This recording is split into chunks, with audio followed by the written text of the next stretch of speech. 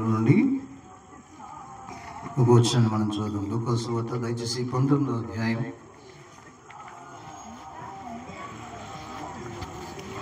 లూకా సువార్త దయచేసి 19వ అధ్యాయము.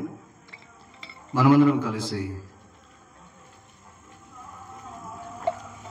10వ వచనాన్ని మనం చూద్దాం. లూకా సువార్త 19వ అధ్యాయం 10వ వచనాన్ని మనం అందరం కలిసి చూద్దాము. దయచేసి చదవండి. నశించిన దానిని వెదికి రక్షించుటకు మనుష్య కుమారుడు వచ్చనని అతనితో చెప్పాను. ప్రార్థన చేస్తాను.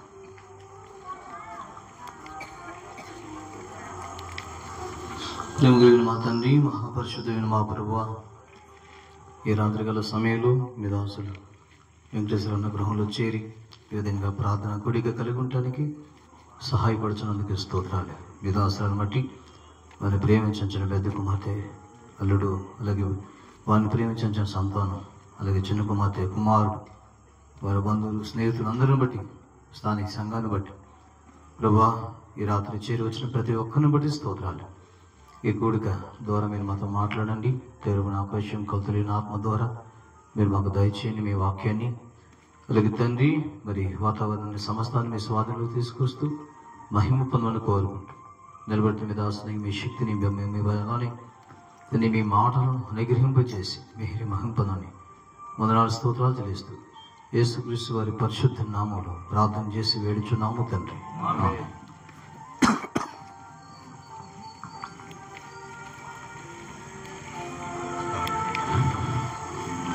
దయచేసి రాత్రి దేవుని వాక్యం నుంచి లూకా సువార్త 19వ అధ్యాయం మరి 10వ వచనాన్ని మనం చదువుదాము. చదవండి. లూకా సువార్త 19:10. నశించిన దానిని వెతికి రక్షించుటకు మనుష్య కుమారుడు వచ్చనని అతనితో చెప్పాను. కాబట్టి రాత్రికాల సమయంలో మరి యేసుక్రీస్తు వారు ఎందుకు మనుష్య కుమారుడుగా వచ్చాడు అనేది కొన్ని విషయాలు జ్ఞాపకం చేశాను. కాబట్టి రాత్రి జ్ఞాపకం చేసిన దాంట్లో ఒక విషయం మర్చిపోయాను. ఏంటంటే ఇదే వాక్యం, నశించిన దానిని వెతికి రక్షించుటకు మనిషి కుమారుడు వచ్చెను అనే మాట మనం చూడాలి. కాబట్టి అందుకే మనిషి కుమారుడు అనేది ఒక పార్ట్ 1 రాత్రి మనం చూస్తే, ఈ రాత్రి మరొక భాగంగా మనం మనిషి కుమారుని రాకడ, నశించిన దానిని వెతికి రక్షించుటకు వచ్చాడు అనే మాటను మనం ఆధారం చేసుకుని ఈ రాత్రి దేవుని వాక్యాన్ని మనం ధ్యానం చేద్దాం. నిజానికి నశించిపోతున్న ప్రజల విషయంలో దేవునికి ఒక భారం, ఒక పట్టింపు ఉంది అనే విషయాలు మనం అర్థం చేసుకోవాలి. ఎందుకంటే ఆయన కనికరం కలిగిన దేవుడు, ఆయన మన నాశనాన్ని కోరేవాడు కాదు. ద్వితీయోపదేశకాండం దయచేసి 4వ అధ్యాయం, డ్యూటరానమీ చాప్టర్ 4 చూడండి. ద్వితీయోపదేశకాండం 4వ అధ్యాయం 31వ వచనాన్ని మనం చూస్తే చదవండి. బైబిల్ చూసి, నీ దేవుడైన యెహోవా కనికరం గల దేవుడు గనుక నిన్ను చెయ్యి వీడవాడు, నిన్ను నాశనము చేయుడు. చాలు. సో మన దేవుడు ఎలాంటి వాడు అనేది మనం చూస్తే, కనికరం కలిగిన దేవుడు, నాశనము చెయ్యని దేవుడు. అందుకే రాజుల గ్రంథంలో 8వ అధ్యాయం అంటాడు, యోధావారు నశించుట నాకు మనస్సు లేదు అంటాడు. యోధావారు నశించిపోవడం నాకు మనస్సు లేదు. ఎందుకొరకు అంటే అసలు ఆయనే నాశనం లేనివాడు. హెబ్రీయులకు రాసిన పత్రిక దయచేసి 1వ అధ్యాయం ఈ సమయంలో 10వ వచనం 11వ వచనాన్ని మనం చూస్తే చదవండి. మరియు ప్రభువా, నీవు ఆది యందు భూమికి పునాది వేసిదివి, ఆకాశములు కూడా నీ చేతి పనులే, అవి నశించును గాని నీవు నిలిచియుందువు, అవన్నీ వస్త్రం వలె పాతగిల్లును. చాలు. ఏమన్నాడు? అవి నశించును గాని నీవు. అంటే ఆకాశము భూమి సమస్తము కూడా నశించిపోయినా మన దేవుడు నశించని దేవుడు. అది మాత్రం కాదు, ఆయన మాట గురించి కూడా మనం చూస్తే మత్తయి సువార్త 24వ అధ్యాయం దయచేసి 32వ వచనాన్ని మనం చూస్తే, మత్తయి సువార్త 24:34 వచనాన్ని మనం చూస్తే 34, ఇవన్నీ జరుగు వరకు తనం గతింపదని నిశ్చయంగా మీతో చెబుతున్నాను, ఆకాశం భూమి గతించదు గాని నా మాటలు ఏమాత్రము. కాబట్టి గతించిన దేవుడు, నశించిన దేవుడు, నశించిన మాటలు కలిగిన దేవుడు. ఇంకా ఆయన జీవాన్ని గురించి మనం ఆలోచన చేస్తే హెబ్రీయులకు రాసిన పత్రిక దయచేసి 7వ అధ్యాయం, ఆయన ఎలాంటి జీవం కలిగిన వాడు అనేది మనం అర్థం చేసుకోవడానికి ప్రయత్నం చేస్తే హెబ్రీ పత్రిక దయచేసి 7వ అధ్యాయం సమయంలో 15వ వచనాన్ని మనం చదవండి. హెబ్రీ పత్రిక 7:15. మరియు శరీరానుసారంగా నెరవేర్చబడు ఆజ్ఞగా ధర్మశాస్త్రమును బట్టి కాక నాశనము లేని జీవము కొన్న చాలు. ఆయన జీవం ఎలాంటి చెప్పండి? ఆయన జీవం నాశనము లేనిది. నశించిపోవటం దేవుని చిత్తం కాదు. మత్తయి సువార్త దయచేసి ఆయన చిత్తాన్ని మనం ఆలోచన చేయగలిగితే 18వ అధ్యాయం, మాథ్యూ గాస్పెల్ చాప్టర్ 18 చూడండి. మత్తయి సువార్త 18వ అధ్యాయం 14వ వచనాన్ని మనం చూస్తే చదవండి. అక్కడ ఏం రాశాడు? అలాగునే ఈ చిన్నవారిలో ఒక్కడైన నశించుట పరలోకమున నా తండ్రి చిత్తము. కాబట్టి నశించిపోవాలి అని ఆలోచించిన తండ్రి ఉన్నాడు. ఈరోజు మనం చూస్తున్నాం, నశించటం అనే దానికి ఇష్టం లేదు. నశించని దేవుడు ఆశిస్తున్నాడు. నశించిన మాటలు కలిగిన వాడు మన దేవుడు. అంతేకాదు ఆయనకుంటున్న జీవం నాశనము లేనిది అనేది మనం చూస్తాం. ఆయన మన కొరకు సిద్ధపరిచే రాజ్యం. దానియేలు గ్రంథం దయచేసి 2వ అధ్యాయం చూడండి. మనం చూస్తాం, ఈ మాట కూడా చూడాలి. దానియేలు గ్రంథం 2వ అధ్యాయం మనం చూస్తే 44వ వచనాన్ని మనం చదవండి. ఆ రాజుల కాలముల్లో పరలోకమందున్న దేవుడు ఒక రాజ్యము స్థాపించును, దానికి అన్నిటికీ చూడండి ఏమన్నారు చెప్పండి. నాశనము లేని దేవుడు, నాశనము లేని మాటలు కలిగిన దేవుడు, నాశనము లేని జీవం కలిగిన దేవుడు, నశించిపోవటానికి ఇష్టం లేని మరి మనసు కలిగిన దేవుడు, నాశనము లేని రాజ్యాన్ని మన కొరకు సిద్ధపరిచాడు. ఆ కారణాన్ని బట్టి తన ఏకైక కుమారుని, ప్రియమైన కుమారుని ఈ లోకంలో మనుష్య కుమారుడుగా ఆయన పుట్టించాడు. ఎందుకు మనుష్య కుమారుడు వచ్చాడంటే, లోకసువార్త 19వ అధ్యాయం 10వ వచనం మనం చూస్తాం. ఏంటి అంటే, నశించిన దానిని వెతికి రక్షించుటకు మనుష్య కుమారుడు వచ్చాను. నశించిపోతున్న దానిని లేదా నశించిపోతున్న వారిని యేసుక్రీస్తు వారు రక్షించటానికి ఈ లోకానికి వచ్చాడు. నాశనం అనే మాటల గురించి మనం బైబిల్లో చూస్తే, బైబిల్లో ఈ మాటకి అనేకమైన పర్యాయ పదాలు వాడటం జరిగింది. ఫర్ ఎగ్జాంపుల్, ఉదాహరణకి నేను ఒక 7 వచనాలు మీకు జ్ఞాపకం చేస్తాను. ఈ నాశనానికి అనేక పదాలు అవి ఒక సందర్భాన్ని బట్టి రాయబడ్డాయి. అయినా నేను మీకు జ్ఞాపకం చేయడానికి ఇష్టపడుతున్నా. చూడండి, యాకోబు పత్రికలో మనం చూస్తే, క్షమించండి, పేతురు పత్రికలో ఇంకొంచెం బాగుంటుంది. పేతురు రాసిన పత్రిక దయచేసి చూడండి. పేతురు రాసిన పత్రిక 3వ అధ్యాయం, క్షమించండి, మొదటి పేతురు పత్రిక 3వ అధ్యాయమా, స్వకీయ నాశనం అన్నాడు. చూద్దాం. మొదటి పేతురు పత్రిక 3వ అధ్యాయం, 2వ పేతురు పత్రిక 3వ అధ్యాయం 16 వచనం చివరి మాటలో మనం చూస్తే, పేతురు రాసిన 2వ పత్రిక 3వ అధ్యాయం చివరి మాట 16 వచనం, స్వకీయ నాశనముకు అపార్థము. ఏమి నాశనం అంటే ఇది? స్వకీయ నాశనం. ఇర్మియా గ్రంథంలో అనేక పదాలు వాడారు. ఇర్మియా గ్రంథం దయచేసి 17వ అధ్యాయం, ఇర్మియా గ్రంథం దయచేసి 17వ అధ్యాయం ఎలాంటి నాశనం ఉంది అనేది మనం చూస్తే, ఇర్మియా గ్రంథం 17వ అధ్యాయం 28వ వచనములో ఒక మాట ఉంటుంది. ఇర్మియా గ్రంథం 17వ అధ్యాయం 18వ వచనం చివరి మాటలు చూస్తే, రెట్టింపు నాశనముతో అన్నాడు. చూడండి, స్వకీయ నాశనం వేరు అంటే ఆ సందర్భాలను బట్టి వాడిన పదాలు. రెట్టింపు నాశనం వేరు. ఇది ఇర్మియా గ్రంథం 4వ అధ్యాయం, ఇర్మియా గ్రంథం 4వ అధ్యాయం. ఇక్కడ మనం చూస్తే ఇర్మియా గ్రంథం 4వ అధ్యాయం 6వ వచనం చివరి మాటలో ఏం రాశాడంటే, గొప్ప నాశనం అన్నాడు. ఏ నాశనం అంటే ఇది? గొప్ప నాశనం.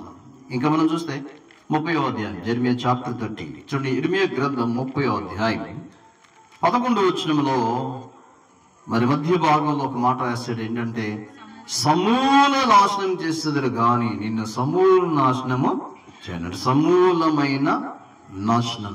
ఇది ఇర్మియా గ్రంథం 51వ అధ్యాయం. చూడండి, రకరకాల పదాలు ఈ నాశనానికి వాడారు. 54వ వచనాన్ని మనం చూస్తే 51, 54 ఇర్మియా గ్రంథం చూడండి ఏం రాశాడంటే ఇక్కడ, కల్దీల దేశంలో మహానాశన ధ్వని అన్న. ఏం నాశనం అంటే ఇది? మహానాశనం. జెఫన్యా గ్రంథం, దయచేసి చూడండి, దేవుని వాక్యం నుంచి ఇంకొక మాట మనం చూస్తాం. జెఫన్యా గ్రంథం 1వ అధ్యాయం 18వ వచనాన్ని మనం చూస్తే, జెఫన్యా గ్రంథం 1:18 చదవండి. యెహోవా చివరి మాట చదివాం, ఆయన భూనివాసులందరినీ సర్వనాశనము అంటే చూడండి ఎన్ని రకాల పదాలు వాడారు. కానీ ఒక మానవుడు ఎటువంటి నాశనానికి వెళ్ళిపోతున్నాడని దేవుడు వచ్చాడంటే, ఇప్పుడు మనం చదువుదాం ఒక మాట. తెస్సలోనికలకు రాసిన 2వ పత్రిక, దయచేసి 2వ అధ్యాయం. తెస్సలోనికలకు రాసిన 2వ పత్రిక 1వ అధ్యాయం దగ్గరికి వద్దాం. తెస్సలోనికలకు రాసిన 2వ పత్రిక 1వ అధ్యాయం 9-10 వచనాల్లో నేను చదువుతాను చూడండి. ఆయన సముఖము నుండి, ఆయన ప్రభావం నుండి, ఆయన మహిమ నుండి పారదోలబడి నిత్య నాశనపు దండన పొందుదురు. ఇదే నాశనం, నిత్యమైనది. కాబట్టి భూమి మీద జీవిస్తున్న ప్రతి మనిషి కూడా ఈ నిత్య నాశనానికి వెళ్ళిపోతున్నారు, ఈ భయంకరమైన నాశనానికి వెళ్ళిపోతున్నారని దేవుడు ఈ లోకానికి తన ఏకైక కుమారుడైన ప్రభు అయిన యేసుక్రీస్తు వారిని మానవ శరీరంతో ఆయన పంపాడు. ఎందుకు ఆయన అబ్రహాము కుమారుడిగా పుట్టాడు? ఎందుకు ఆయన దావీదు కుమారుడిగా పుట్టాడు? ఎందుకు ఆయన మరియ కుమారుడిగా పుట్టాడు? ఎందుకు ఆయన యోసేపు కుమారుడిగా పుట్టాడు? ఎందుకు ఆయన వడ్లవాణి కుమారుడుగా పిలువబడి పుట్టాడు? ఎందుకు ఆయన కన్యక గర్భవతి కుమారుని ఒక శరీరాన్ని ధరించుకుని రావాల్సి వచ్చింది అంటే, నశించిపోతున్న ప్రజలైన వారందరినీ ఆయన రక్షించాలి అనుకున్నాడు. చూడండి, అంటే మనిషి నశించిపోవడానికి కారణాలు ఏంటి? చూడండి, మనిషి నాశనం ఎందుకు చెందుతున్నాడు అనేది ఈ రాత్రి మనం చూద్దాం. చూడండి, ఒక 7 వచనాలు మనం చూస్తాం. ఇది పెద్ద నాశనం లేదు. దేవా, కరెంట్ రావడం కంటే ఇంకా మేలు ప్రస్తుతానికి. కాబట్టి ఆయన ఎంత నమ్మదగిన వాడు. కాబట్టి మానవులు భూమి మీద భయంకరమైన నిత్య నాశనానికి వెళ్ళిపోతున్నారని ఆయనే అబ్రహాము, దావీదు, మరియా, యోసేపు శరీరాన్ని ధరించుకుని ఈ లోకంలో మనుష్య కుమారుడిగా ఆయన జన్మించాడు. కాబట్టి ప్రియులారా, ఎందుకు మనిషి నశించిపోవాల్సిన అవసరం వచ్చింది అంటే, మనిషి నశించిపోవడానికి కలిగిన కారణాలు ఏంటో ఈ రాత్రి మనం ఒక 7 వచనాలు మనం చూద్దాం.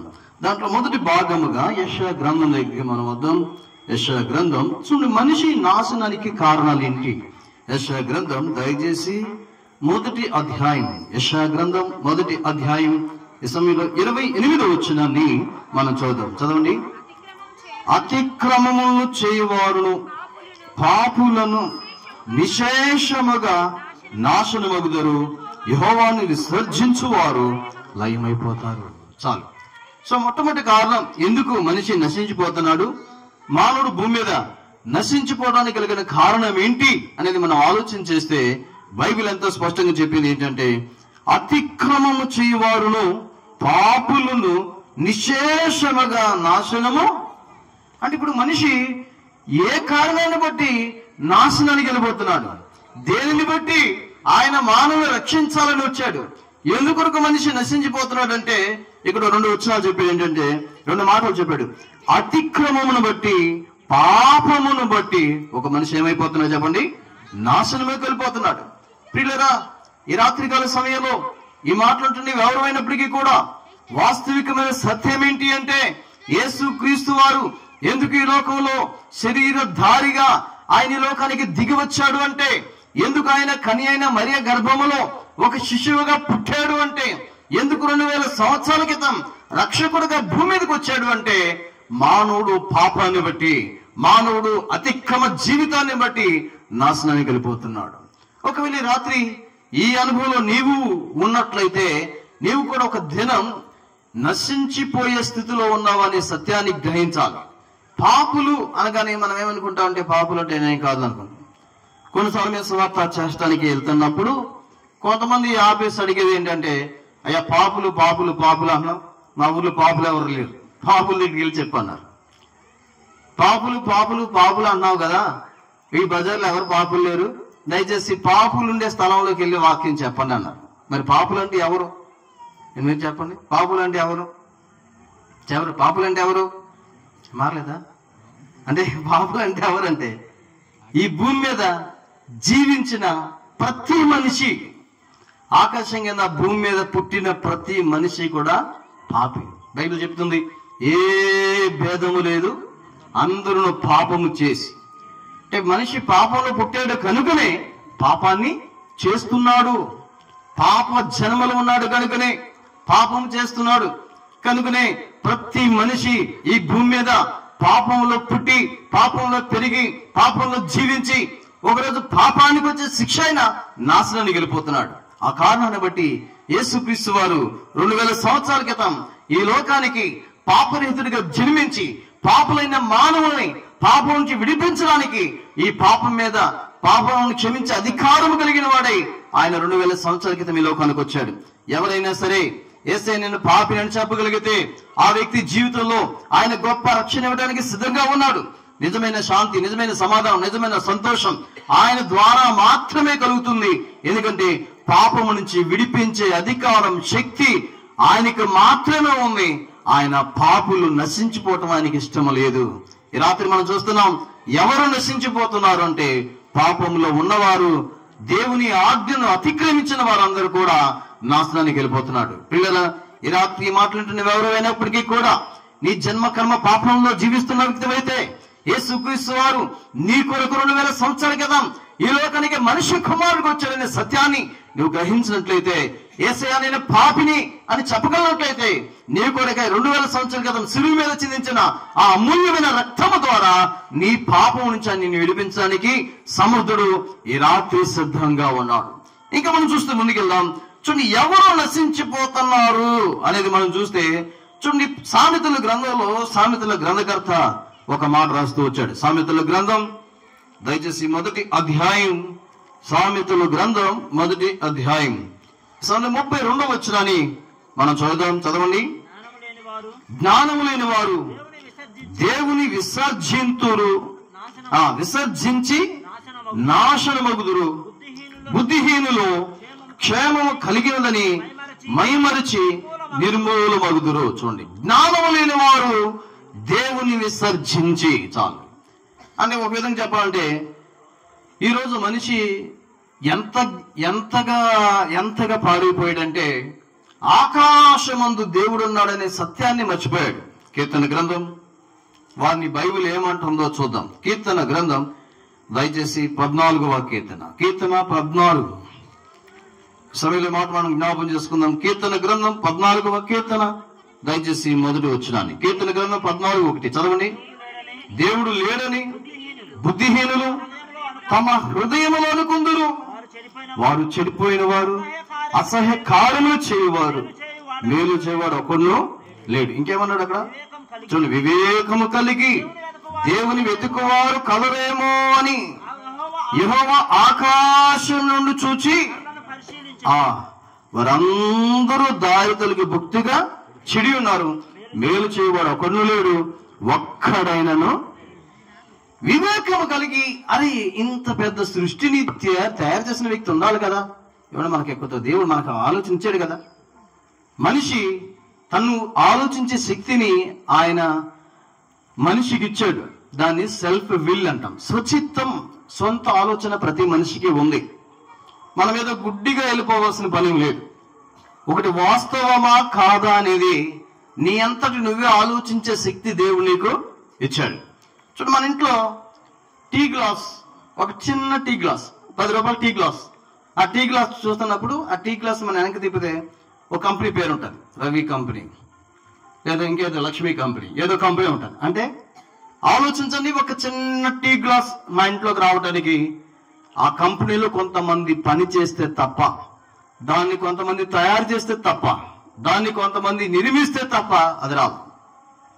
ఆఫ్టర్ ఆల్ మన ఇంట్లో ఉండే ఒక చిన్న టీ గ్లాసే దానంతట అదే రానప్పుడు ఇంత పెద్ద ఆకాశం, ఇంత పెద్ద భూమి, ఇంత పెద్ద గ్రహాలు, కొండలు, లోయలు, పర్వతాలు, సమస్త సృష్టికి నిర్మాణకుడు ఉండడా అంటే ఉండడా? ఉంటాడు. కానీ మనిషి ఎంత చెడిపోయాడంటే, ఎంత దారి తెలివిపోయాడంటే, ఎంత బుద్ధిహీనుడయ్యాడంటే, ఎంత జ్ఞానం లేనివాడయ్యాడంటే, ఎంత వివేక శూన్యుడయ్యాడంటే అసలు దేవుడు ఉన్నాడనే ఆలోచనే చాలా మందికి లేదు. ఒక 7 రోజులు సభలు పెట్టారంట. ఆ 7 రోజుల సభలు ఏంటంటే దేవుడు లేడు అని రుజువు చేయడానికి. మొదటి రోజు గ్రాండ్ సక్సెస్ అయింది. 2వ రోజు, 3వ రోజు, 4వ రోజు, 5వ రోజు, 6వ రోజు, 7వ రోజు కూడా దేవుడు లేడు అని ఆ మీటింగ్లో ప్రూవ్ చేసేసాడు. ఇక లాస్ట్లో ఆ మీటింగ్ పెట్టిన ఆయన సాక్ష్యం చెప్తున్నాడు. నిజానికి ఈ 7 రోజులు ఎట్లా జరుగుతాయి అనుకున్నాం, ఆ దేవుడి దయ వల్ల బాగా జరిగినాయి అన్నాడు. 7 రోజులు దేవుడు లేడని చెప్పిన ఆయన సాక్ష్యం ఏంటంటే ఆ దేవుడి దయ వల్ల 7 రోజులు అంటే దేవుడు లేడు అనుకోవటమే ఒక బుద్ధిహీనత. అంతకంటే మూర్ఖత్వం, అంతకంటే వెర్రితనం, ఫూలిష్నెస్ అనేది ప్రపంచంలో ఏది కూడా లేదు. అయితే పిల్లరా, ఇక మనం చూస్తే సామెతల గ్రంథం 1వ అధ్యాయం 32వ వచనంలో మనం చూస్తే ఏంటంటే జ్ఞానములైన వారు దేవుని విసర్జించి, చాలా మంది దేవుడు అవసరం లేదు, నాకు అవసరం లేదు దేవుడు అండి అంటారు. ఏంటి కొంతమంది ఇలా అన్నారు, ఏంటి ఒక చోట 2 ఎంప్లాయీస్ వాళ్ళు మధ్యాహ్నం భోజనం చేస్తుంటే ఒక ఆయన ప్రార్థన చేసుకుంటా ఉన్నాడు. ప్రార్థన చేసుకుంటా ఉండి భోజనం చేస్తున్నాడు. పక్కన ఇంకో ఆయన ప్రార్థన చేసుకోకపోతే ఆయన అన్నాడు, ఏం నీకు కూడా పిచ్చి పెట్టిందా, నువ్వు కూడా ప్రార్థన చేసుకుంటున్నావు, మరి నువ్వు ప్రార్థన చేసుకోమంటే నేనేం చేసుకోను, ఆ దేవుడు వచ్చి నా పొలం వేసాడా ఏంటి, ఆ దేవుడు వచ్చి నా వడ్లు పండించాడా ఏంటి, నా కష్టం, మా నాన్న కష్టం, మా భార్య కష్టం, ఆ వండితే కనుక నేను తిన్నాను, నేను అసలు తీసుకోను అనేసి ఇట్లా అంటంగానే నోట్లో ముద్ద పెడతాగానే కాకు రెట్టేసిందంట. బైబిల్ చెప్పింది ఏం చెప్పింది తెలుసా? ప్రసంగి గ్రంథం దయచేసి 2వ అధ్యాయం. ఈ మాట మనం జ్ఞాపకం చేసుకుంటే మనమందరం ఆ దేవుని యందు భయభక్తులు కలిగి ఉండొచ్చు. ప్రసంగి గ్రంథం 2:25 వచనం చదవండి. ఆయన సెలవు లేక భోజనము చేసి సంతోషించుట ఎవరికి సాధ్యం? ఏమండి, ఈరోజు కడుపు నిండా భోజనం చేయాలంటే కూడా ఎవరు అనుమతి ఉండాలి? అంతే.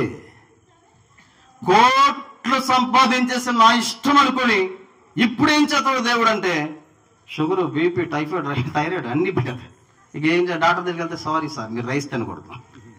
నువ్వేం చేయాలంటే జస్ట్ ఒక రాగి జావా, పొద్దున్న గ్లాస్, సాయంత్రం గ్లాస్, ఇక అంతే. అంటే దేవుని సెలవు లేకపోతే ఎంత ఉన్నా, ఎంత వండుకున్నా అంత శూన్యం. దానివల్ల మనమేమి ఈరోజు నేను అంటాను, ఎందుకు మనిషి నశించిపోతున్నారంటే ఆ సృష్టికర్త అయిన దేవుని విసర్జించాడు. ఈ రాత్రి మాట్లాడే స్నేహితులారా, నీ జీవితంలో దేవుడు ఉన్నాడా? ఆయన ద్వారానే ఈ సృష్టి కలిగింది, ఆయన ద్వారానే ఈ భూమి కలిగింది. బైబిల్ చెప్తుంది, భూమి నాది, ఆకాశం నాది, 1000 కొండలు నావి, వాటి మీద ఉన్న పశువులు నావి, సమస్తము నావే. కాబట్టి ఆ సృష్టికర్త అయిన దేవుని జీవితంలో కలిగి లేకపోవటం ఒక బుద్ధిహీనత. ఆ కారణాన్ని బట్టి నువ్వు నశించిపోతున్నావు. నీలాంటి వ్యక్తిని రక్షించడానికే దేవుడు లేడని, దేవుని ఎరగని, దేవుని విసర్జించే ప్రతి మనిషి నశించిపోతున్నాడు. కనుకనే ఆ దేవుడు 2000 సంవత్సరాల క్రితం ఈ లోకానికి వచ్చాడు. ఆయనే దేవుని లోకంలో బయలుపరిచిన వాడుగా ఉంటున్నాడు. ఈ రాత్రి నీవు గనక ఆయన విశ్వాసం ఉంచగలిగితే నిత్య నాశనం నుంచి తప్పించబడతావు అనే విషయాన్ని నేను మీకు తెలియజేస్తా ఉన్నాను. చూడండి, మరొక మాట దగ్గరికి మనం వెళ్దాం. చూడండి, ఎవరు నశించిపోతున్నారు అనేది మనం చూస్తే, ఒకటి మనం చూసింది ఏంటి అంటే పాపులు, అతిక్రమం చేయవారు నశించిపోతున్నారు. రెండవది మనం చూసింది ఏంటంటే జ్ఞానము లేని వారు, దేవుని విసర్జించేవారు నశించిపోతున్నారు. మూడోది సామెతల గ్రంథం దయచేసి 16వ అధ్యాయం చూడండి, 2 వచనాల సమయంలో మనం చూద్దాం. సామెతల గ్రంథం 16వ అధ్యాయం 18వ వచనాన్ని మనం చూస్తాం. నాశనమునకు ముందు గర్వము నడుచును, పడిపోవుటకు ముందు అహంకారమైన మనస్సు నడుచును. అలాగే ఇంకో వచ్చిన కూడా మనం చూద్దాం. సంఖ్యాకాండం దయచేసి 16వ అధ్యాయం, సంఖ్యాకాండం 16వ అధ్యాయం సమయంలో 33వ వచనాన్ని మనం చూద్దాం. చదవండి. వారును వారి సంబంధాలందరూ ప్రాణముతో పాతాళములో కూలిరి, భూమి వారిని మింగివేసెను, వారు సమాజంలో ఉండకుండా నశించిరి. చాలు. అంటే మనిషి నశించిపోవటానికి అనేకమైన కారణాలు ఉన్నాయి. అంటే అతిక్రమస్తులు, పాపులు నశించిపోతారు. జ్ఞానం లేని వారు, దేవుని విసర్జించేవారు నశించిపోతారు. ఇక్కడ ఇంకొక మాట ఏం రాయబడిందంటే గర్విష్ఠులు. ఇక మనం చూస్తే సామెతల గ్రంథం 16:18 మొదటి సంఖ్యాకాండం 16:33 నశించుకోవడానికి ఆ 2 సందర్భాల్లో మనం చూస్తే ఏంటి కారణం అంటే గర్వం. ఈరోజు పిల్లరా, భూమి మీద గర్విష్ఠులు అందరూ ఒక దినం ఏమైపోతారు చెప్పండి? నశించిపోతారు. చాలా మందికి చాలా రకాల గర్వాలు ఉన్నాయి. ఈరోజు కనబడే గర్వం వేరు, కనబడని గర్వం వేరు. కొంతమందికి వాళ్ళ బ్యాక్గ్రౌండ్ని బట్టి ఒక్క చిటికైతే మా ఇంటి వాళ్ళు ఎంతమంది నాకు తెలుసా? ఒక్క ఫోన్ చేసామంటే మా బ్యాక్గ్రౌండ్ ఎంతమంది స్నేహితులు ఉన్నారు తెలుసా? నేను ఒక్క ఫోన్ చేస్తే మళ్ళీ ఇక్కడ ఎవరు కూడా కనపడరు. వెనక వారి బలం, వారి కుటుంబ బలం. కొంతమందికి అధికారుల బలం అంటారు. ఏంటండి? ఎవరో ఉన్నావు తెలుసా? ఎమ్మెల్యే ఎవరో తెలుసా? ఎవరో ఉన్నావు? ఒక్క ఫోన్ చేస్తాను మళ్ళీ. కొంతమందికి అధికారం అనే ఇది ఉంది. అంటే నేను అంటాను, చాలా మందికి చాలా రకాల గర్వాలు ఉన్నాయి. కొంతమందికి అందం అనే గర్వం, కొంతమందికి కులం అనే గర్వం, కొంతమందికి డబ్బు అనే గర్వం, కొంతమందికి ఇక నా అంతటి వ్యక్తి ఎవరు లేరు. ఈ రాత్రి ఏంటంటే ప్రియులారా, ఈ లోకంలో ధనాన్ని బట్టి నువ్వు ఒకవేళ గర్విస్తున్న వ్యక్తి అయితే ధనము ఎలా వెళ్ళిపోద్దంటే తెలుసా? రెక్కలు కట్టుకుని వెళ్ళిపోద్దంట మనం ధనవంతులు అవ్వాలనుకుంటే. ఈరోజు ఎంతో మంది ధనవంతులు సహితం ఈరోజు ఏమైపోయి చెప్పండి? రోడ్డును పడ్డారు లేదా? ఆ మధ్య ఒక వీడియో నేను చూశాను. కేరళ ఆయన అనుకుంటా ఆటో డ్రైవర్ లాటరీ టికెట్ కొన్నాడు 500కి. 500కి లాటరీ టికెట్ కొంటే దగ్గర 9 కోట్లు ఎంత లాటరీ తగిలింది. 9 కోట్లు మనం వేసుకునే కోట్లు కాదు, డబ్బులు. రాత్రికి రాత్రే ఒక సామాన్యమైన వ్యక్తి ఏమైపోయాడు చెప్పండి? ధనవంతుడు అయిపోయాడు. కొంతమంది రాత్రికి రాత్రే ఏమైపోతారు? మొత్తము కోల్పోతారు. నేను అక్కడ ఎవరితో మాట్లాడుతున్నాను. ఈ షేర్ మార్కెట్ తెలుసా అని అడిగా ఒక అతన్ని. అడిగితే నా ఫ్రెండ్ లోకాను, అతను బాగా లాస్ అయిపోయాడంటే ఏం చేయాలని అడుగుతున్నాడు. నీకు షేర్ మార్కెట్ ఐడియా ఉందా అన్న. ఎట్లా ఉంటుంది అన్నాడు. ఎట్లా ఉంటుంది అంటే రొయ్యల చెరువు అన్న. రొయ్యల చెరువు సంగతి మీకు తెలుసో లేదు. ఒకవేళ లాభం వచ్చిందంటే 3-4 రెట్లు లాభం వస్తుంది. ఒక లాస్ అయిపోయిందంటే పెట్టుబడి కూడా రాదు. సో అదే సేమ్ అన్న బాబు, వదిలే నాకు. ఒక్క మనిషి ఒకేసారి వెళ్ళిపోవచ్చు, ఒక్కసారి దిగిపోవచ్చు. కాబట్టి ధనాన్ని బట్టి మనం అతిశించడానికి ఏమీ లేదు. పిల్లల బైబిల్ ఏమందంటే ధనవంతుడు భూమి మీద సంతోషంగా జీవించలేడని చెప్పింది బైబిల్.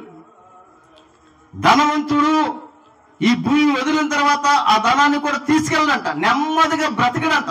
చూడండి, ప్రసంగి గ్రంథం 5వ అధ్యాయం దగ్గరికి మనం వస్తే ఒక మాట మీకు జ్ఞాపకం చేయాలి. ప్రసంగి గ్రంథం దయచేసి 5వ అధ్యాయం, దయచేసి సమయంలో చూడండి. ప్రసంగి గ్రంథం 5వ అధ్యాయం 10వ వచనం చదవండి. 10వ వచనం, ద్రవ్యమును అపేక్షించువాడు ద్రవ్యము చేత తృప్తి నొందడు, ధన సమృద్ధిని అపేక్షించువాడు దాని చేత తృప్తి నొందడు. ఇది వ్యర్థమే. ఆస్తి ఎక్కువైన ఎడల దాన్ని భక్షించువారు ఎక్కువ గుదురు. కన్నులార చూచుటియే గాక ఆస్తి పరునికి తన ఆస్తి వలన ప్రయోజనమేమి? కష్టజీవులు కొద్దిగా తినను, ఎక్కువగా తినను, సుఖ నిద్ర పొందుదురు. అయితే ఐశ్వర్యవంతులకి తన ధన సమృద్ధి చేత నిద్ర. ఏమన్నా డబ్బు ఎక్కువ అయితే నిజంగా నిద్ర పడుతుందా? ఒకవేళ కాస్ట్లీ బెడ్ కొనొచ్చేమో, ₹1,00,000 ఇచ్చి మంచి బెడ్ కొనొచ్చేమో, కానీ నిద్ర కొంటామా? నిద్ర కొనగలమా? చూడు, ఎంత ఖరీదైన బట్టలు వేసుకోవాలి, అసలు సంతోషం ఉంటుందా? అంటే ఉండవు. ఈరోజు పిల్లరా, మనిషి ధనాన్ని బట్టి ఒకవేళ గర్విస్తుంటే, నేను కాబట్టి ఇంత సంపాదించాలనుకుంటే, నీ సంపాదన వల్ల నీకు నిత్య జీవం అంటే ఒకని కలిమి వాని జీవానికి మూలం కాదు అని చెప్పాడు యేసుప్రభువు. ఒక ఉదాహరణ రెండు దేవుని వాక్యం లూకా సువార్త దయచేసి 12వ అధ్యాయం, ఒకని కలిమి వానికి జీవం కలుగు చేయదు అని చెప్పాడు. 12వ అధ్యాయం దగ్గరికి వద్దాం. లూకా సువార్త దయచేసి 12వ అధ్యాయం, లూకా సువార్త 12వ అధ్యాయం ఇక్కడ చెప్పాడు అంటే 15వ వచనం చదవండి. మరియు ఆయన వారితో మీరు ఏ విధమైన లోభములకు ఎడమీయక జాగ్రత్త పడి ఒకని కలిమి విస్తరించుట వాని జీవనకు మూలము. ఒకవేళ నీవు కలిగి ఉంటే నిత్య జీవానికి వెళ్ళే అవకాశం లేదు. అయితే ప్రియులరా, ఈరోజు మనిషి దేనిని బట్టి నశించిపోతున్నారు అంటే, ఒకటి పాపాన్ని బట్టి. దేనిని బట్టి నశించిపోతున్నారు అంటే, ఒకటి బుద్ధిహీనమైన దేవుని విసర్జించిన జీవితాన్ని బట్టి. మళ్ళా దేని బట్టి నశించిపోతున్నారంటే, బైబిల్ చెప్తుంది గర్వమును బట్టి. ఈ రాత్రి దేనిని బట్టి నువ్వు గర్విస్తున్న వ్యక్తివైతే, నీ గర్వాన్ని బట్టి ఒక దినం నాశనం ఉంది. ఆ నాశనమును తప్పించడానికి యేసు క్రీస్తు వారు ఈ లోకానికి 2000 సంవత్సరాల క్రితం మనుష్య కుమారుడుగా వచ్చాడనే సత్యాన్ని ఈ రాత్రి మనం జ్ఞాపకం చేసుకుందాం. కొంచెం ముందుకెళ్దాం. సో దేనిని బట్టి మనిషి నశించిపోతున్నాడు అనేది మనం చూస్తాం. సామెతల గ్రంథంలోని మరొక మాట మనం జ్ఞాపకం చేసుకుందాం. సామెతల గ్రంథం దయచేసి 28వ అధ్యాయం. సామెతల గ్రంథము 28వ అధ్యాయం. సామెతల గ్రంథం 28వ అధ్యాయం దయచేసి 28వ వచనాన్ని మనం చూస్తాం. చదవండి. దుష్టులు గొప్పవారగినప్పుడు దుష్టులు గొప్పవారగినప్పుడు జనులు దాగుకొందురు. వారు నశించున్నప్పుడు నీతిమంతులు ఎక్కువగుదురు. చూడ దుష్టులు. అందుకని దుష్టత్వము కలిగి కీర్తన 1వ కీర్తనలో ఒక మాట చెప్పాడు. దుష్టుల మార్గాన్ని గురించి ఏం మాట్లాడాడంటే, చూడండి ఏం చెప్పాడంటే, చదవండి. దుష్టుల ఆలోచన చొప్పున నడవక, ఆలోచించలేదు 6వ వచనం. నీతిమంతుల మార్గం యెహోవాకు తెలియను, దుష్టుల మార్గము నాశనమునకు నడుపును. చూడండి ఏమన్నాడంటే ఇక్కడ, దుష్టుల మార్గం ఎక్కడ నడుపుతుందని చెప్పండి? నాశనం. ఇప్పుడు చూడండి, దుష్టులు అంటే ఎవరు? సహజంగా మనం ఏమనుకుంటామంటే, ఖచ్చితంగా మనం అందరూ అనుకునేది ఏంటంటే పక్కన కూర్చున్న వాళ్ళు దుష్టులు అనుకుంటాం. ఎవరి కాలే మనం మాత్రం మంచి వాళ్ళే. దుష్టులు ఎవరు అని చెప్పామనుకోండి, ఒకవేళ దుష్టులు ఎవరో ఒక పేపర్ మీద రాయండి అని అనుకోండి, మీ పేరు రాస్తారా? మీ పేరు రాస్తారా? మన పేరు తప్ప మన మీద ఎవరి కోపం వాళ్ళందరి పేరు రాసేస్తాం. ఇంకా వాడు దుష్టుడు, వీడు దుష్టుడు, వీడు దుష్టుడు, వీడు దుష్టుడు. దుష్టుడు అనగా ఏంటంటే, దుష్టుని చేత నడిపించబడేవాడు, దుష్టుని స్వాధీనంలో ఉన్నవాడు. ఈరోజు నేను ఒక మాట మీకు జ్ఞాపకం చేయాలి. ఈ లోకం అంతా ఎవరు ఎందు ఉందో చెప్పండి. యోహాను రాసిన 1వ పత్రిక 5వ అధ్యాయం 19వ వచనం చదవండి. యోహాను రాసిన 1వ పత్రిక 5వ అధ్యాయం 19వ వచనం. దేవుని మూలంగా పుట్టిన వాడెవడను పాపం చేయడని ఎరుగుదము.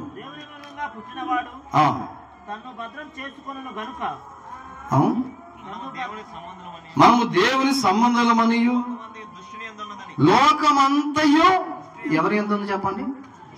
కాబట్టి ఎవరైతే ఈ భూమి మీద దుష్టుని ఆలోచనలు వెళ్తున్నారో, దుష్టుని మార్గాల్లో నడుస్తున్నారో, దుష్టుని తలంపుల్లో బ్రతుకుతున్నారో, దుష్టుని స్వాధీనంలోకి వచ్చేసారో వారు దుష్టులని చెప్తుంది బైబిల్. అంటే ఎవరైతే సాతాను చేత మోసపోయి సాతాను చేత నడిపించబడుతున్నారో, సాతాను చేత ప్రేరేపించబడుతున్నారో వారు. అందుకే నేను ఆదివారం కూడా చెప్పాను, మనిషిని నడిపేది 2 శక్తులు. ఒకటి దైవశక్తి. ఒకవేళ దేవుడు నిన్ను నడపకపోతే నిన్ను నడిపేది ఎవరు చెప్పండి? ఇంకా ఆల్టర్నేటివ్ ఉండేది ఒకే ఒక శక్తి. ఏ శక్తి చెప్పండి? దేవుడా దయ్యమా? నిన్ను దేవుడు నడిపితే దేవుని మార్గాల్లో ఉంటావు, దేవుని మాటలు వింటావు, దేవునికి లోబడతావు, దేవుని సంతోషంగా జీవిస్తావు, దేవుని చిత్తాన్ని ఎరుగుతావు, ఆయన కొరకు జీవిస్తావు. ఒకవేళ కాకపోతే ఎవరు నడిపేది? ఒకటే. 2 ఉంటాయి చెప్పండి. వెలుగు ఉంటుందా, చీకటి ఉంటుందా? ఇప్పుడు వెలుగు ఉంది, ఏమి లేదు.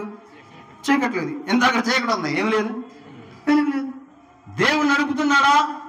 దేవుని ఆత్మని నడుపుద్ది. ఒకవేళ దెయ్యం నడిపితే ఈ లోకానికి మనం ప్రార్థనకి వెళ్ళే టైంలో మన సీరియల్ కుదురుతుంది. ఎందుకని? నిన్ను ఎవరు నడుపుతున్నారు? అప్పుడు నీకు అర్థమైపోవాలి.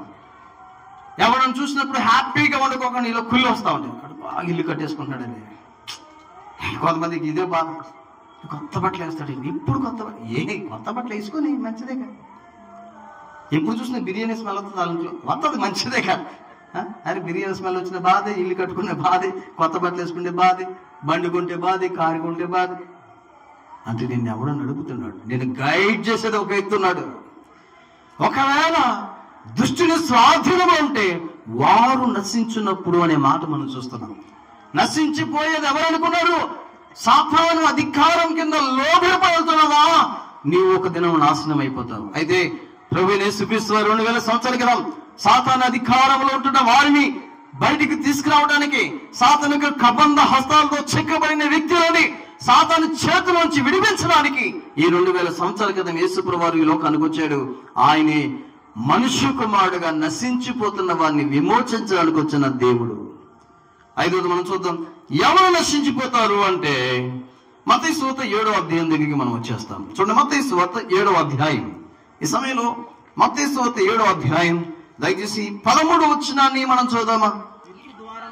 ఇరుకు ద్వారమున ప్రవేశించుడి, నాశనమునకు పోవు ద్వారం వెడల్పును, ఆ దారి విశాలమై ఉన్నది. చాలా ఏమనండి, ఇరుకు ద్వారమున ప్రవేశించుడి, నాశనమునకు పోవు ద్వారము వెడల్పును, ఆ దారి విశాలమునై ఉన్నది, దాని ద్వారా ప్రవేశించువారు అనేకులు. చాలా ఇప్పుడు చూడండి, ఎవరు నాశనానికి వెళ్ళిపోతారు అంటే 4 విషయాలు మనం చూసాం ఆల్రెడీ.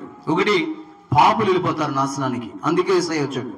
2, జ్ఞానం లేని వారు వెళ్ళిపోతారు నాశనానికి, అందుకే యేసయ్య వచ్చాడు. 3, గర్విష్ఠులు వెళ్ళిపోతారు, అందుకే యేసయ్య వచ్చాడు. 4, దుష్టత్వంతో జీవించే వారు వెళ్ళిపోతున్నారు, అందుకే యేసయ్య వచ్చాడు.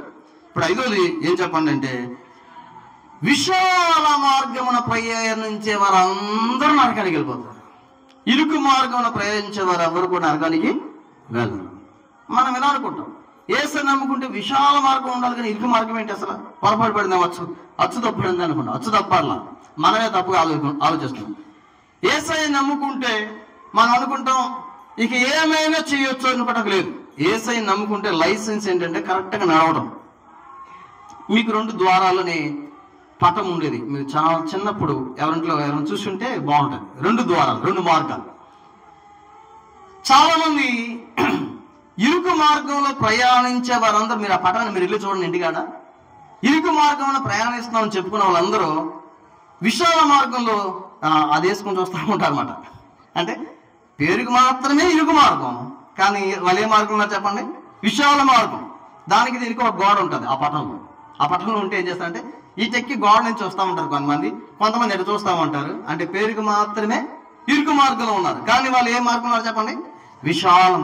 హృదయం ఎంతో విశాలం, అన్నీ ఉంటాయి ఆ హృదయంలో. ధనవంతుడు నరకానికి వెళ్ళడానికి 7 కారణాలు. కారణం ఏంటంటే 23వ వచనం 16వ అధ్యాయం లోకాసువార్త 16:23. ఎందుకు ధనవంతుడు నరకానికి వెళ్ళిపోయాడు చూడండి. ఈ మాట మనం జ్ఞాపకం చేసుకుందాం. అప్పుడు అతడు పాతాళంలో బాధపడుచు కన్నులెత్తి దూరం నుండి అబ్రహాము అతను రొమ్మును ఆనుకున్న లాజరును చూచి, తండ్రి విన్న అబ్రహామా, నా ఎందుకు కనికరపడి 25 చదవదు. అందుకు అబ్రహాము, కుమారుడా, నీవు నీ జీవిత కాలమందు నీకిష్టమైనట్టు సుఖము. ఎందుకు నరకానికి వెళ్ళిపోయాడు చెప్పండి, విశాల మార్గంలో ఉన్నాడు. ఏ మార్గం చెప్పండి, విశాల మార్గం.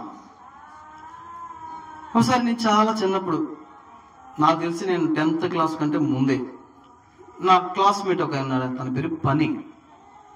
అతనికి నేను వాక్యం చెప్తున్నాను, వాళ్ళ అమ్మ కూడా ఉంది, ఇట్లా అరుగు మీద కూర్చుంటే వాళ్ళ అమ్మకి దేవుని మాటలు చెప్తా ఉన్నాను. తర్వాత ఆ పని ఆయనతో మాట్లాడిన తర్వాత అతను నాతో అన్నాడు, ఏమన్నాడంటే, మీరు చెప్పేది అంతా బాగా ఉంది కానీ అసలు అన్ని చూడకుండా ఉంటుంటే కళ్ళు ఇవ్వకుండా ఉండిపోయేది కదా దేవుడు. అది చూడకూడదు, ఇది చూడకూడదు, ఇది చూడకూడదు, అది చూడకూడదు అని చెప్పారు. మరి ఆ లెక్కన దేవుడు కళ్ళు ఇవ్వకుండా ఉంటే బాగుండేది అన్నాడు. కళ్ళు ఎందుకు ఇచ్చాడు తెలుసా, అన్ని చూడమని. చెవులు ఎందుకు ఇచ్చాడు తెలుసా, అన్ని వినమని. నోరు ఎందుకు ఇచ్చాడు తెలుసా, అన్ని తినమని, అన్ని మాట్లాడమని. అది మీకు తెలియదు అన్నాడు. ఎవడు కళ్ళు ఇచ్చింది అన్ని చూడమనా, చెవులు ఇచ్చింది అన్ని వినమనా, నోరు ఇచ్చింది అన్ని తినమనా? ఈరోజు చాలా మంది ఇలా అనుకుంటున్నారు.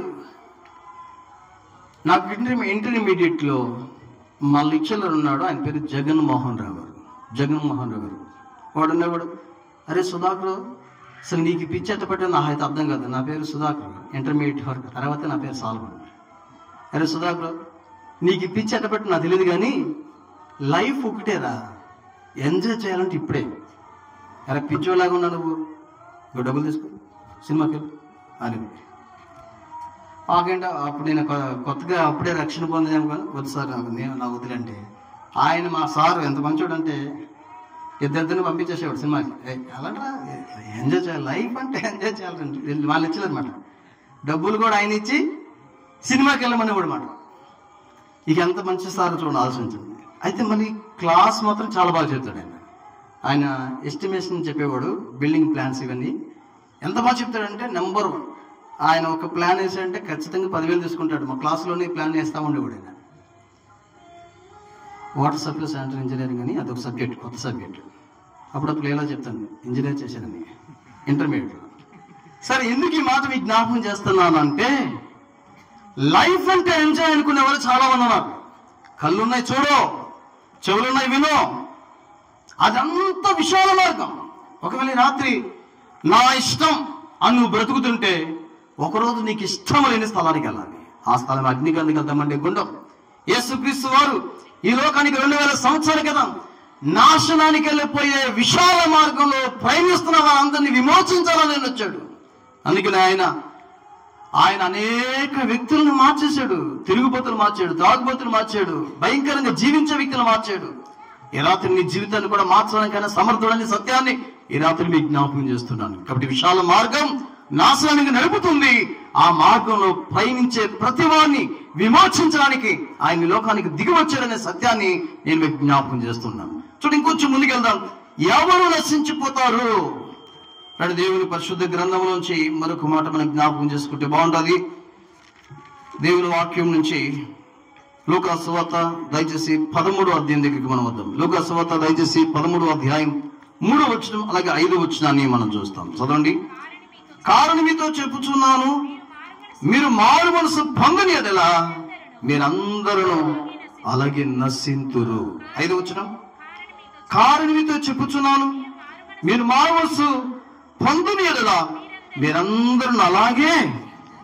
సో ఇప్పుడు ఎవరు నశించిపోతారు అంటే, 1 పాపులు నశించిపోతారు, 2 నాశనానికి వెళ్ళిపోయేది జ్ఞానం లేకుండా దేవుని విసర్జించేవారు నశించిపోతారు, 3 గర్విష్ఠులు నశించిపోతారు, 4 దుష్టుని చేత నడిపించబడేవారు నశించిపోతారు, 5 విశాల మార్గంలో పయనించేవారు. ఇక 6వది మనం చూస్తే ఈ లూకా సువార్త 13వ అధ్యాయం 5-3 వచనాల్లో మనం చూస్తే, మారు మనసు పొందని వారందరూ కూడా ఎక్కడికి వెళ్ళిపోతారు చెప్పండి? నాశనం. ఈరోజు మారు మనసు చాలా ఇంపార్టెంట్. మానవుడు తన జీవితంలో తన మనస్సును మార్చుకోకపోతే నాశనమే. ఈ మనసు చాలా మోసకరమైందంట. హృదయం అన్నిటికంటే ఎంత మోసకరమైందో చెప్పన మన మనసు. నీకు తెలియకుండా నేనే మోసం చేస్తాను. ఏమంటా తెలుసా? నువ్వు మారిపోయావంటది. నేను ఏమంటా చెప్పండి? నువ్వు మారిపోయావు, బాగానే ఉన్నావు, ఈరోజు నేను తీర్మానం చేసుకునేది అంటది. మనమేమనుకుంటా, నిజమేనా అనుకుంటా. నీకు తెలియకుండానే నిన్ను మోసం చేస్తాను. దేవుడు మాట్లాడుతుంటే ఏమంటా తెలుసా? నువ్వు చాలా బెటర్, వాళ్ళకంటే చాలా బెటర్. అసలు ఆయన చూడు ఎప్పుడు వస్తున్నారు చర్చికి, నువ్వు ఎప్పుడు వస్తున్నావు చూడు. వాళ్ళకంటే నువ్వు చాలా బెటర్. వాళ్ళు బైబిల్ లేకుండా వస్తాను, నువ్వు బైబిల్ తీసుకుని వస్తాను. వాళ్ళకంటే చాలా బెటర్. నువ్వు క్రిస్మస్ కూడికి పెట్టుకున్నావు తెలుసా? డైరెక్ట్ పర్లో. అసలు వాళ్ళకంటే నువ్వు చాలా బెటర్. ఎంత కానికేస్తావు నీకు తెలుసు కదా. మన మనసు మనల్ని ఎంతో మోసం చేస్తుంది. ఎంత మోసం చేస్తుంది అంటే, నువ్వు మారాలి అనే విషయం నీ మనసు మైండ్లో కూడా రాలేదు. నువ్వు బాగానే ఉన్నావు, నీకేం తక్కువ కాదు, నువ్వు పరలోకంకి వెళ్ళిపోతావు. అసలు నీకంటే గొప్పడు ఎవడున్నాడు? అసలు భక్తులు చూస్తే నీకంటే ఎవరున్నాడు? నీకు అంతసేపు ప్రార్థన చేస్తావో తెలుసు. కాబట్టి ఈ మనసు మారాలి. ఈరోజు మనిషి తన మనసును మార్చుకోలేని పక్షంలో పరలోక రాజ్యానికి ఎవరు వెళ్ళరు. ఒకవేళ ఈ రాత్రి ఈ మాట్లాడిన స్నేహితులారా, నీవెవరైనప్పటికీ కూడా నీ జీవితంలో యేసుక్రీస్తు వారికి నీ హృదయాన్ని ఇవ్వకపోతే, అంధకారంతో పాపంతో నింపబడిన నీ హృదయాన్ని ఆయన మార్చకపోతే, నీ మనసు మారకపోతే, నీ జీవితంలో చెడు బయటికి వెళ్ళకపోతే, చీకటి అపవిత్రత బయటికి వెళ్ళకపోతే నువ్వు నశించిపోతావనే సత్యాన్ని ఈ రాత్రి నేను జ్ఞాపకం చేస్తాను. అయితే ఈ చెడిపోయిన హృదయం కలిగిన వారిని రక్షించడానికి, తిరిగి వారికి నిజమైన మార్పుని ఇవ్వటానికి యేసు ప్రభు ఈ లోకానికి దిగి వచ్చాడు 2000 సంవత్సరాల క్రితం మనుష్య కుమారుడుగా. ఎందుకంటే నశించిపోతున్న ప్రజలను విమోచించటానికి. చివరిగా ఒక మాట మనం జ్ఞాపకం చేసుకుందాం. ఈ మాట మనం చూసి కూడిగా ముగిస్తాం. దేవుని పరిశుద్ధ గ్రంథం, దేవుని వాక్యం నుంచి ఎవరు నశించిపోతున్నారు అనేది మనం చూస్తే ఒక 3 వచనాలు ఈ రాత్రి నేను జ్ఞాపకం చేయాలనుకుంటున్నాను. జాషువా చాప్టర్ 5, యెహోషువ గ్రంథం 5వ అధ్యాయం. చూడండి, యెహోషువ గ్రంథం 5వ అధ్యాయం 6వ వచనాన్ని మనం చదువుదాం. చదవండి, యెహోషువ గ్రంథం 5:6 చదవండి. యెహోవా మనకు ఏ దేశం ఇచ్చదనని వారి పితరులతో ప్రమాణము చేసినో పాలు తేనెలు ప్రవహించు ఆ దేశమును తాను వారికి చూపింపనని యెహోవా ప్రమాణము చేసి ఉండిన గనుక ఐగుప్తులో నుండి వచ్చిన ఆ యోధులందరూ యెహోవా మాట వినకపోయినందున వారు నశించు వరకు ఇశ్రాయేలీయులు 40 సంవత్సరములో అరణ్యములో, చూడండి, యెహోవా మాట వినకపోయినందున వారు నశించు. అంటే ఎందుకు నశించిపోతున్నారు వాళ్ళు అక్కడ? యెహోవా మాట వినకపోయినందున. ఇంకో మాట జ్ఞాపకం చేసుకోండి. రండి, దేవుడి వాక్యం సామెతల గ్రంథం 29వ అధ్యాయం మొదటి వచనం మనం చూస్తాం. సామెతల గ్రంథం 29వ అధ్యాయం మొదటి వచనం మనం చూస్తాం. ఎన్నిసార్లు గద్దించినను లోబడిన వాడు మరి తిరుగు లేకుండా హఠాత్తుగా నాశనమగును. ఆఖరుగా యోధా పత్రిక 5వ వచనాన్ని మనం చూస్తాం. యోధా పత్రిక, ఈ సంగతులన్నీ మీరు ముందటనే ఎరిగి ఉన్నాను, నేను మీకు జ్ఞాపకం చేయగోరుచున్నదేమనగా ప్రభు ఐగుప్తులో నుండి ప్రజలను రక్షించినను వారిలో నమ్మకపోయిన వారిని తరువాత నాశనము. ఈరోజు చూడండి, ఎవరు నశించిపోతున్నారంటే బైబిల్ ఎంత స్పష్టంగా చెప్పిందంటే ఎవరైతే దేవుని మాటను వినక ఉన్నారు. చూడండి, అందుకని బైబిల్ అంటే ఒక మాటలో చెప్పాలంటే దేవుని మాట. మన పాట పాడతాం, ఏ మాట? భలే భలే మాట, బంగారు మాట. ఇది యేసయ్య మాట. బైబిల్ దేవుని స్వరం, దేవుని మనసు, దేవుని మాట. దేవుడి నీతో ఏం చెప్పాలనుకున్నాడో దానంతటిని బైబిల్లో ఆయన గ్రంథస్థం చేశాడు. బైబిల్లో యెహోవా మాట వినకుండా జీవించిన ఏ ఒక్కరు కూడా బాగుపడినట్టు చరిత్రలో లేదు. యెహోవా మాట విసర్జించిన ఏ ఒక్కరు కూడా బాగుపడినట్టు, యెహోవా మాట విన్నవారు ఏ ఒక్కరు కూడా నాశనమైన చరిత్రలు మనం చూడం. ఈ రాత్రి నేను అంటాను, ప్రభు ఎన్నోసార్లు నీతో మాట్లాడినా, ఆయన ఎన్నోసార్లు నేను దర్శించిన, నేనే నిజమైన దేవుడా నీకు నీ ఇంటికి వచ్చి మాట్లాడినా, ఆయన మాటను వినకపోతే, ఆ దేవుడు మాట్లాడినా ఎన్నోసార్లు గద్దించినా లోబడకపోతే, ఒకవేళ నమ్మకపోతే ఏమైపోతామంటే ఒకరోజు నాశనం. కళ్ళు మూసుకుంటే ప్రార్థన చేస్తాం. ఈ రాత్రి ఏ మాట్లాడుతున్న స్నేహితులారా, దేవుడు నిన్ను ఎంతగా ప్రేమిస్తున్నాడంటే నీవు ఆయన ఎవరో గుర్తించకుండా దారితో వెళ్ళిపోతున్నావు. నేనే నిజమైన దేవుడనైనా తను తాను నీకు బయలుపరుచుకునే ప్రయత్నం చేస్తా ఉన్నాడు. అనేక సార్లు ప్రభు తను తాను బయలుపరుచుకున్నాడు. ఈ రాత్రి మరలా నీతో మాట్లాడుతున్నాడు. ఈ గృహకుడికి ద్వారా ఆయన మాత్రమే నిజమైన దేవుడని, ఆకాశాన్ని, భూమిని, లోకాన్ని, సమస్తాన్ని సృష్టించిన సృష్టికర్తని, నిన్ను నన్ను మనందరినీ నిర్మించిన నిర్మాణకుడి మహత్తు గల మాట చేత ఈ లోకాన్ని సృజించిన సృష్టికర్త ఆయన మాత్రమేనని ఈ రాత్రి నీతో మాట్లాడుతున్నాడు. ప్రియులారా, ఈ రాత్రి దేవుని వాక్యం, దేవుని స్వరం, దేవుని మాట, దేవుని ఆజ్ఞలన్నీ కూడా నీ కొరకే. బైబిల్ మనం చూస్తుంటున్నాం. యెహోవా మాట వినకపోతే, ఆయనకు నువ్వు లోబడకపోతే, ఆయన స్వరాన్ని నువ్వు నమ్మకపోతే, బైబిల్ చెప్పింది నాశనం తప్పదు. ఈ రాత్రి గల సమయంలో నీ హృదయాన్ని మార్చుకున్నావా? ఒకవేళ రాత్రి రకరకాల బలహీనతతో బాధపడుతున్నావేమో. అయ్యో, ఎవరు నా త్రాగుడి నుంచి విడిపించగలరు? ఎవరు నా వ్యభిచార సంబంధమైన జీవితం నుంచి విడిపించగలరు? ఎవరు నా బుద్ధిహీనమైన జీవితాన్ని మార్చగలరు? నన్ను ఎవరు మార్చలేకపోయారు. నేను నశించిపోయే స్థితిలో ఉన్నాను. ఈ రాత్రి నువ్వు నాతో మాట్లాడుతున్నావు. నీ స్వరం నాకు వినపడతా ఉంది. ఎన్నిసార్లు గద్దించినా లోబడకపోతే నాశనం అన్నావు. ప్రభా, ఈ రాత్రి నాతో మాట్లాడుతున్నావు. ఒకరు ఇంతకు ముందు ఎన్నోసార్లు మాట్లాడాడేమో, ఇంతకు ముందు ఎన్నోసార్లు నీతో మాట్లాడాడేమో, ప్రేమ కలిగిన దేవుడు, పరలోకమందున దేవుడు, సృష్టికర్త అయిన దేవుడు, 2000 సంవత్సరాల క్రితం ఈ లోకానికి దిగి వచ్చిన దేవుడు, నిన్ను క్షమించడానికి, నిన్ను విమోచించడానికి, నీ కొరకు కల్వరి శిలువలో పవిత్ర రక్తాన్ని చెందించిన ఆ దేవుడు, ప్రాణం పెట్టిన దేవుడు, బలైపోయిన దేవుడు, రక్తం కార్చిన దేవుడు, నీ కొరకు ఆఖరి పట్టే వరకు శిలువలో రక్తాన్ని చెందించిన ఆ దేవుడు ఈ రాత్రి నీ విమోచించాలని కోరుతున్నాడు. ఈ రాత్రి నీ పాపాన్ని క్షమించాలని కోరుతున్నాడు. ఈ రాత్రి నీ జీవితాన్ని మార్చాలని కోరుతున్నాడు. ఈ రాత్రి నీ కుటుంబాన్ని ఆశీర్వదించాలని కోరుతున్నాడు. వద్దా ఈ రాత్రి ఒకే ఒక్క మాట ఆయనతో చెప్పు, ప్రభువా నేను పాపిని, ప్రభువా నేను పాపిని, నా పాపం క్షమించడానికి ఈ లోకాన్ని దిగి వచ్చామని నమ్ముచున్నాను, నన్ను క్షమించవా, నేను పాపిని, నీ రక్తంతో నన్ను కడుగు, శుద్ధీకరించు, పవిత్రపరచు. ఒక్క మాట నువ్వు చెప్పగలిగితే ఈ రాత్రి సౌఖ్యంలో మోక్షం నీకుంది.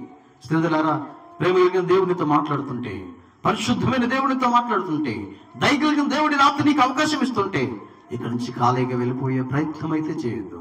ప్రభువా నేను పాపిని చెప్పు, నీ జీవితంలో గొప్ప మార్పును చూస్తావు, గొప్ప ఆశీర్వాదాన్ని చూస్తావు. అలాంటి గొప్ప ఆశీర్వాదాన్ని చూడనట్లు ప్రభువు మనకి సహాయం చేయనుగాక.